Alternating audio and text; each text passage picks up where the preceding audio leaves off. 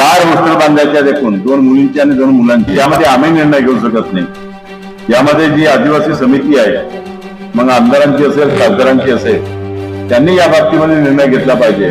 कारण ज्या जागा आता वाचल्या आहेत त्या फक्त वन विभागाच्या, झुडपी जंगलाच्या अशा जागा वाचल्या आहेत आणि मग त्यामध्ये अनेक प्रकारच्या अडचणी येतात किंवा 50% जमीन विक्री करण्याचे अधिकार। कारण यामध्ये जोपर्यंत समाजाचा सहभाग होणार नाही तोपर्यंत खऱ्या अर्थाने यामध्ये कोणीही व्यक्ती निर्णय घेऊ शकत नाही। आपण सर्व लोकांना मी आज जागतिक आदिवासी दिनाच्या खूप खूप शुभेच्छा देतो। त्यासोबत आज रक्षाबंधनाचा सुद्धा दिवस आहे आणि या ठिकाणी उपस्थित सर्व लाडक्या बहिणींना, माझ्या मातावंत भगिनींना या रक्षाबंधनाच्या सुद्धा खूप खूप शुभेच्छा देतो। आज या निश्चितपणे दिवसेंदिवस या आपल्या समाजातील सर्व होतकरू लोक समाजाकरता चांगलं काम करत आहेत आणि त्यामुळे कुठेतरी आपल्या जिल्ह्यामध्ये असेल, महाराष्ट्रामध्ये असेल, देशामध्ये असेल, आदिवासी समाजाची एकी वाढत आहे आणि आज हजारोच्या संख्येने आज या ठिकाणी आदिवासी बांधव आपला दिवस साजरा करण्याकरता, आदिवासी दिवस साजरा करण्याकरता एकत्रित आले आहेत। या सर्वांना मी नमन करतो आणि खऱ्या अर्थानं आपल्या जगातील सर्वात जुनी संस्कृती आदिवासी संस्कृती आहे, गोंडी संस्कृती आहे। आदिवासी समाज हा आपल्या देशातील आणि जगातील मूळ निवासी समाज आहे आणि या देशातील सर्व संसाधनावर पहिला हक्क निश्चितपणे त्यांचा आहे। परंतु अनेक कारण असतील, त्या कारणाकडे मी जात नाही।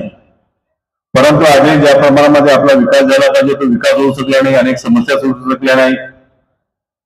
आज या ठिकाणी अजयजी कोठेवार आणि करणजी टेकाम आणि याच्यापूर्वी सुद्धा अनेक मान्यवरांनी अनेक समस्या या ठिकाणी मांडल्या असतील आणि सर्वात मोठा प्रश्न मागच्या वर्षीपासून आपण हाती घेतला की भाई आपल्या जिल्ह्यामध्ये आदिवासी मुलांचे हॉस्टेल तयार करण्याकरता आणि त्यामध्ये कोणताही काम झालं अशातला भाग नाही। त्यामध्ये प्रगती आहे। कोटेवार सर आणि टेकाम सर, राजू यांना सुद्धा माहीत आहे। आपण एक जागा मनोहर चौकच्या आगे जे टेक्निकल स्कूल आहे, ज्या ठिकाणी ओबीसी करता जागा आपण हॉस्टेल करता राखीव केलेली आहे, त्या ठिकाणी एक जागा आपण आदिवासी समाजाच्या बंधू आपल्या भगिनी करता हॉस्टेल करता त्या ठिकाणी निश्चित केलेली आहे। आणि दुसरी जागा ही दूध फेडरेशनची जागा आहे, ज्या ठिकाणी ओबीसी बांधवाकरता आपण म्हणजे ओबीसी करता आपण ज्या ठिकाणी देत आहोत, ती दुसरी जागा सुद्धा त्या ठिकाणी आपण निश्चित करत आहोत। अशा 2 जागा निश्चित झालेल्या आहेत। 4 हॉस्टेल बांधायच्या देखून 2 मुलींची आणि 2 मुलांची आणि आता अजून 2 जागा।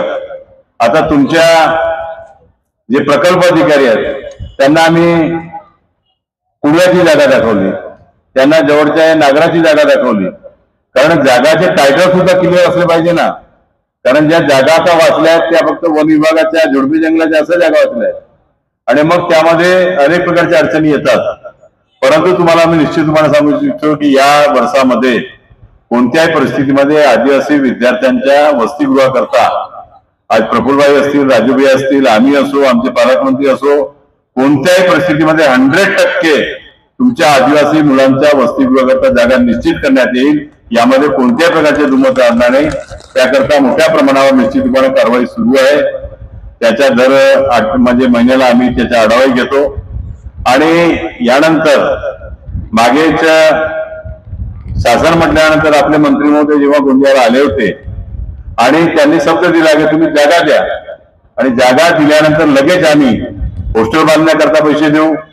आपला जो एक मोठा समाज भवन या ठिकाणी जिल्हा स्तराच्या व्हावा कमीत कमी 5 कोटी रुपयाचा, त्याकरता सुद्धा निधी देण्याचे त्यांनी मान्य केले आहे आणि निश्चितपणे या सर्व ज्या समस्या आहेत त्या निश्चितपणे दूर होतील। आणि आज आपल्या गोंदियामध्ये एक चांगल्या दर्जाची एक मोठी आपली वाचनालय त्या ठिकाणी अभ्यासिका व्हावी याकरता सुद्धा जिल्हा स्तराची, त्याकरता सुद्धा आपण आता फुलचूरमध्ये मेन रोडवर आपण ती जागा निश्चित केलेली आहे आणि जवळपास 1.25 एकरमध्ये एक मोठी आपल्या सर्व विद्यार्थ्यांकरता शिक्षण म्हणजे त्यांना अभ्यासिका आणि बाकी सर्व शिक्षण त्यांना अभ्यास मिळावं त्याकरता सुद्धा जागा आता एकाच महिन्यामध्ये निश्चित होईल आणि अशा प्रकारे हा वाचनाचा प्रश्न सुद्धा मिटणार आहे। आणि एवढंच नाही, आज आम्ही आपल्या जे काही आम्हाला निधी प्राप्त होते त्या निधीतून आज प्रत्येक जिल्हा परिषद किंवा पंचायत समिती स्तरावर मोठे मोठे अभ्यासिका आणि आजच्या जी काळाची गरज आहे, आज आपण काठी असेल, कामठा असेल, पांढराबोरी असेल आणि काठी, कामठा, पांढराबोरी अजून 2 ठिकाणी आहे, असे 5 ठिकाणी आज आपण मोठे वाचनालय, मोठे अभ्यासिका बांधत आहोत. काठीची अभ्यासिका पूर्ण झाली आहे, लवकर ती सुरुवात होणार आहे आणि त्यानंतर प्रत्येक जे आपले हा एक आसोली आहे, अजून एक कोणती आम्हाला आठवत नाही, असे 5 ठिकाणी आपण बांधत आहोत. आणि कमारीला सुद्धा आपण हे बांधणार आहोत. आणि अशा प्रकारे जेवढेही आपले जे प्रमुख गाव आहेत, 2-4 किलोमीटरच्या अंतरावर 1 किलोमीटर, 2 किलोमीटर, 3 किलोमीटर जे सेंट्रल क्षेत्र आहेत, या ठिकाणी मोठ्या अभ्यासिका बांधून सुद्धा आपल्या आदिवासी असतील किंवा कोणत्या समाजाची आपली मुलं असतील, त्या सर्व मुलांना शिक्षण मिळावं याकरता सुद्धा एक चांगली कारवाई सुरू आहे. त्यांचे बांधकाम सुरू झालेले आहेत. आता या दिवाळीपर्यंत हे सर्व बांधकाम पूर्ण होणार आहे आणि ते मुलांना या अभ्यासिका अभ्यास करण्याकरता खुलवणार आहे.